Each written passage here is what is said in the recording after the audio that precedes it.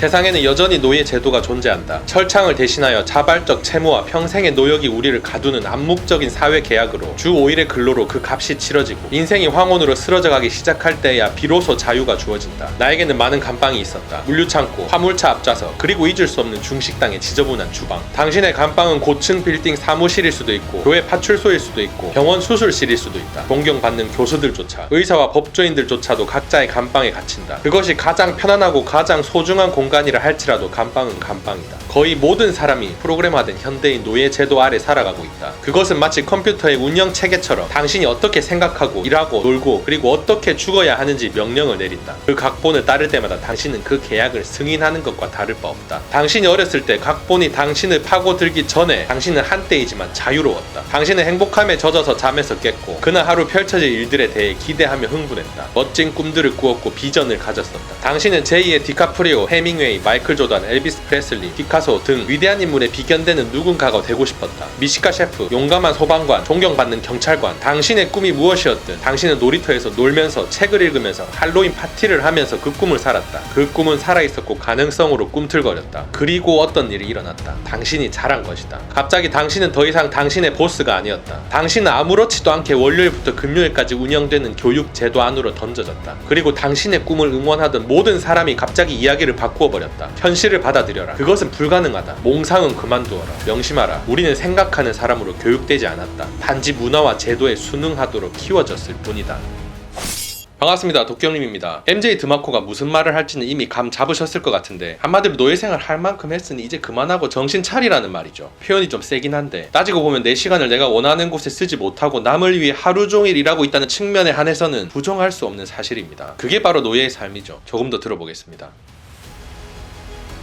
시간은 당신에게 어떤 의미를 갖는가? 시간은 자비롭지 않다. 그것은 천하무적의 챔피언으로 단 한 번을 패배하지 않는다. 그 어떤 군대도 어떤 힘이나 권력도 시간에게는 적수가 되지 않는다. 그럼에도 많은 사람들이 생각 없이 시간을 낭비한다. 예컨대 비디오 게임을 하면서 여가 시간의 대부분을 소모하는 사람을 알고 있는가? 쓸데없이 공짜 햄버거나 얻어먹으려고 2시간이나 줄을 서서 기다리는 그 불쌍한 얼간이는 어떤가? 1시간에 3달러를 벌려고 일하는 사람은 거의 없지만 공짜 물건이나 시간당 3달러를 절약할 기회를 준다고 하면 빌딩 근처에 텐트를 치고 기다리는 사람이 장사진을 이룰 것이다. 시간팔이는 인류의 가장 큰 비극 중 하나다. 당신의 죽음 시계가 당신 팔뚝에 찍혀있지는 않지만 그렇다고 그것이 존재하지 않는 것은 아니다. 보이지 않는 공기처럼 당신의 죽음 시계는 존재한다. 그리고 무엇으로도 그것을 멈추게 할 수 없다. 그러니 자문해봐라. 만일 죽음 시계가 갑자기 눈에 선명하게 보인다면 당신은 지금과 다르게 시간을 사용할 것인가? 당신은 지금처럼 여전히 책상 앞에 앉아서 싫어하는 일을 하며 일주일에 5일을 억지로 시간 보내겠는가? 당신은 지금처럼 여전히 이틀을 할인 매장 밖에 텐트를 치며 기다려서라도 복면 텔레비전을 $200 할인된 가격으로 구매하려 들겠는가? 당신의 인생 배급량의 90%가 소모된 이후에야 자유를 주겠노라고 약속하는 연금 계획을 받아들이겠는가? 오늘의 자유시간은 내일의 자유시간보다 더 가치 있다. 늙어 시들시들한 내일의 시간을 사기 위해 젊고 팔팔한 오늘의 시간을 파는 것은 정말로 어리석은 베팅이다.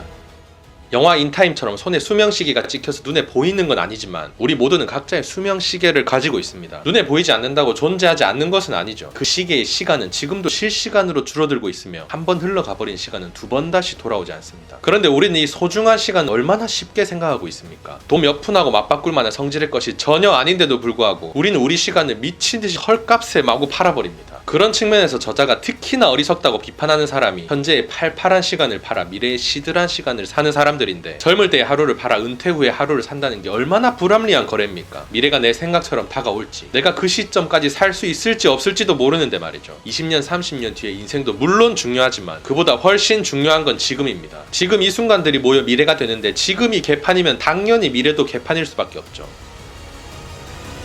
아침 6시 30분 자명정 소리에 깨어 이부자리를 박차고 일어나 옷을 입고 꾸역꾸역 아침밥을 먹고 볼일을 본 뒤 이 닦고 머리 빗고 교통체증을 뚫고 출근해 뼈 빠지게 일하고 그렇게 할 수 있는 기회에 감사하라니 이게 대체 말이나 되는 소린가? 내가 단 한 가지 색으로 탈출이라는 그림을 그려야 한다면 그 색의 이름은 열받으라가 될 것이다. 대출 때문에 팔다리가 잘려나갈 판인가? 열받으라. 다음 주말에 근무하느라 아이와 플레이오프 게임을 관전할 수 없는가? 열받으라. 주식시장이 가라앉으면서 노년의 은퇴 생활이 위태로워지고 있는가? 열받으라. 상사의 허가 없이는 휴가 여행을 떠날 수가 없는가? 열받으라. 규정 때문에 매일 정장을 입고 출근해야 하는가? 열받으라. 대부분의 사람들이 자유와 성공에 관심이 있지만 결코 실행의 첫걸음을 떼지 않는다. 왜 그럴까? 아직 덜 아프기 때문이다. 당신은 사는 동안 각성처럼 보이는 순간을 여러 번 만났지만 그것들은 진정한 각성이 아니었다. 가짜는 일시적이어서 몇 시간이나 며칠밖에 효력이 지속되지 않는다. 진정한 각성은 흐리멍덩한 관심을 야무진 다짐과 구체적인 실천으로 이끈다. 그것은 변명들을 두들겨서 납작하게 만든다. 중요하지 않은 것들을 솎아내고 우선순위를 재정립한다. 엑스박스가 다락방으로 던져진다. 케이블 TV가 취소된다. 신용카드 빚이 청산된다. 열받고 정신 차려라. 현실은 회피할 수 있지만 현실 회피의 결과는 절대 회피할 수 없다. 이것은 당신이 원했던 삶이 아니다. 이것은 당신이 계획했던 삶이 아니다. 무언가 잘못되었다.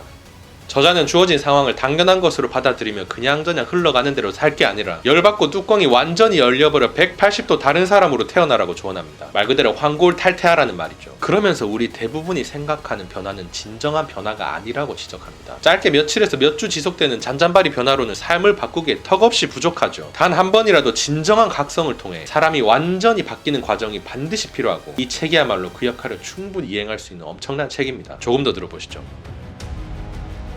보편적인 아이디어들이 의혹의 도마에 오르는 일은 극히 드물다. 잠시 멈추어서 왜 우리가 지금처럼 생각하고 행하는지를 자문해보자. 왜 우린 아이들에게 실패가 보장된 우리가 걸어온 길을 걸으라고 주문하는가? 왜 사람들은 돈과 시간을 교환하는 것을 돈을 버는 유일한 길이라고 생각하는가? 왜 부모들은 자녀들에게 언제 사라질지도 모르는 직업을 갖기 바라며 공부하느라 빚을 지도록 만드는가? 왜 연인들은 관계의 깊이가 아닌 나이에 맞추어 서둘러 결혼하는가? 왜 당신의 뇌는 정당, 종교, 뉴스 매체, 블로그, 라디오, 방송국, 페이스북 그룹의 통제 하에 있는가? 비슷한 부류의 집단이 당신의 생각을 좌우하도록 방치하는 순간 당신의 자유로운 사고는 조금씩 중독되어 간다. 신념은 우리가 진실이라고 간주하는 개념과 생각에 불과하다. 그리고 당신이 어떤 신념을 가졌든 동일한 신념을 가진 사람들이 있게 마련이다. 9.11 테러를 정부의 음모였다고 믿는가? 그건 당신 혼자만의 생각이 아니다. 외계인이 우리들 중에 섞여 살고 있다고 믿는가? 그 역시 당신 혼자만의 생각이 아니다. 우리에게는 자신의 신념에 대해 의혹을 제기하고 검증할 자유가 있지만 그렇게 하는 사람은 거의 없다. 그 대신에 우리는 집단적 사고를 통해 우리의 신념을 확인받으려 든다. 당신이 해야 할 생각을 스스로 하지 않고 군중들이 대신하도록 하면 당신은 군중의 일부로서 군중의 믿음을 갖게 되고